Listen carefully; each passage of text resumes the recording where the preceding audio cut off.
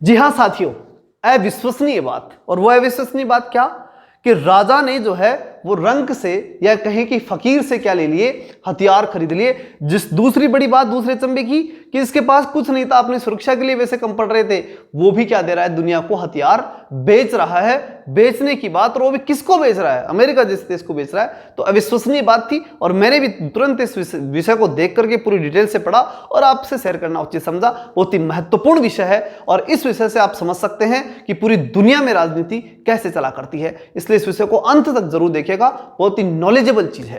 ठीक, चलिए स्टार्ट करते हैं। उससे पहले मैं देवेंद्र पारिक स्वागत करता हूं आपका देवेंद्र पारिक एसएमपीआर के इस चैनल पर। चलिए शुरू करते हैं विषय को। और आज का विषय अपने सामने है कि अमेरिका ने पाकिस्तान से हथियार खरीदे हैं। ये बड़ी बात है और जैसे ही विषय सामने आता है तो प्रश्न ये उठता है कि भाई इस आदमी ने इतना क्या मिलने वाला था कि अपने देश की सुरक्षा को ही खतरा में डाल दिया और अपने हथियार जो है वो एक दूसरे देश को, और वो भी इतने ताकतवर देश को जिसको ज्यादा जरूरत ही नहीं है।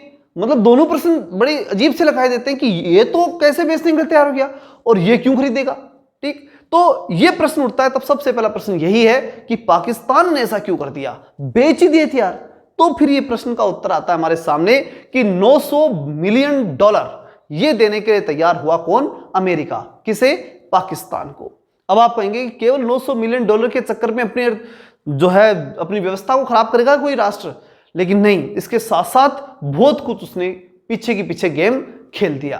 अब वो क्या था गेम, वो भी हम समझेंगे, लेकिन उससे पहले हमें समझें कि इसको जरूरत क्यों थी। चलो ये तो बेच दिया, इसको तो पैसे चाहिए थे, लेकिन इसको यानी अमेरिका को क्या जरूरत थी, इसने क्यों खरीद लिए इतने हथियार। तो देखो वो इसलिए खरीद लिए कि प्रॉब्लम ये थी कि ये व्यक्ति देना चाहता था हथियार, किसे, इसे। और ये कौन है, ये है यूक्रेन के प्रधानमंत्री, यानी यूक्रेन को जो है वो हथियार देना चाहता था कौन, अमेरिका।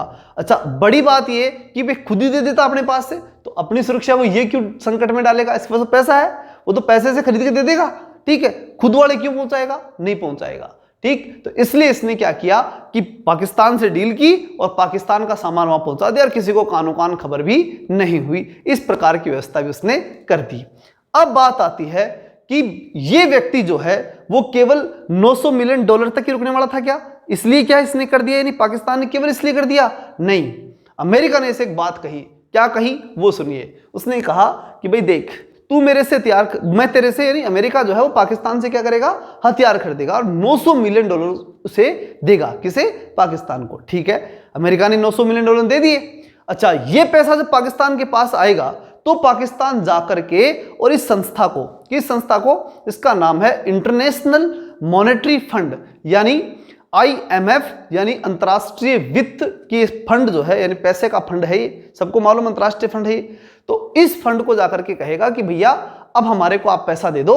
क्यों, क्योंकि हम तो बहुत पैसे वाले हैं, दुनिया को हथियार बेचते हैं और हमारे पास तो देखो अमेरिका ने $900 मिलियन दिए हैं। ठीक है, तो इस प्रकार का स्टेटस तेरा डेवलप हो जाएगा। ये बात किसने कही, अमेरिका ने। किसको कही, पाकिस्तान को। और इसने इस बात को माना और इसका लाभ इसे मिल भी गया, क्योंकि अमेरिका जब इसको कहेगा तो क्यों नहीं देगा, क्योंकि अमेरिका में तो है ये, और अमेरिका की तानाशाही चलती है क्योंकि बहुत सा पैसा इसमें किसका लगा हुआ है, अमेरिका का।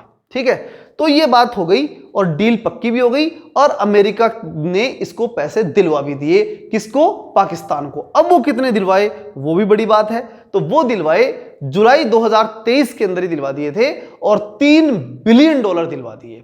ठीक है, समझ में आ रही है, ये बिलियन है, वो मिलियन थे। ठीक है, 900 मिलियन तो खुद ने दिए, उससे तो स्टेटस बना दिया पाकिस्तान का। और पैसा जो मोटा रकम थी यानी $3 बिलियन की, वो किससे दिला दी, IMF से दिलवा दी। किसने, अमेरिका ने। किसको दिलवाई, पाकिस्तान को दिलवाई। और हम क्या सोचते हैं कि अमेरिका हमारे साथ है। ठीक है, ऐसा कभी नहीं हो सकता। ठीक, रूस आप हमारे हमेशा साथ रहेगा चाहे कुछ भी हो जाए, लेकिन अमेरिका की कोई गारंटी नहीं है, क्योंकि कई बार अमेरिका ने हमें धोखाधड़ी दी है। अंतरराष्ट्रीय राजनीति के अंदर जितना धोखा हमें अमेरिका ने दिया शायद किसी दूसरे देश ने नहीं दिया।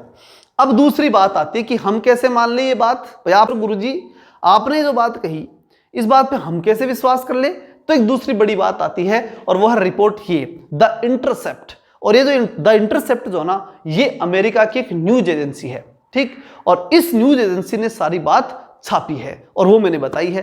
अच्छा, अब आप पूछोगे क्या कहा उसने, बताओ तो सही कि भाई इंटरसेप्ट ने ऐसा क्या कह दिया।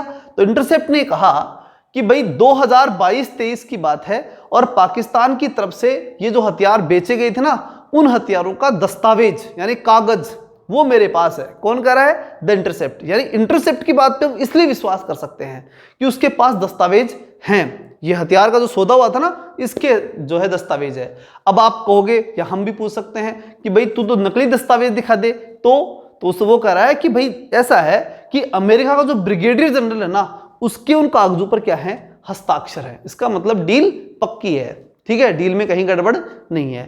ठीक है, तो फिर ये डील करवाई किसने? अब प्रश्न तो ये उठता है ना कि इन दोनों में डील करवा दी किसने? अमेरिका और पाकिस्तान के बीच में इतनी बड़ी डील किसने करवाई? तो एक अंतरराष्ट्रीय संस्था और है। ठीक है, वो कौन सी है? ग्लोबल मिलिट्री प्रोडक्ट्स, जो पूरी तरह से ग्लोबल मिलिट्री प्रोडक्ट्स को बनाती है और अंतरराष्ट्रीय मतलब अलग अलग देशों को जब मिलिट्री प्रोडक्ट की जरूरत पड़ती है तो उन्हें बेचती है। तो इस मिलिट्री प्रोडक्ट जो इंस्टीट्यूट है इसने, ठीक है, ग्लोबल मिलिट्री प्रोडक्ट, ये जो इंस्टीट्यूट है जो आपके सामने दिख रहा है, तो इसने ये डील करवा दी और इसलिए ये डील हो भी गई पाकिस्तान और किसके बीच में?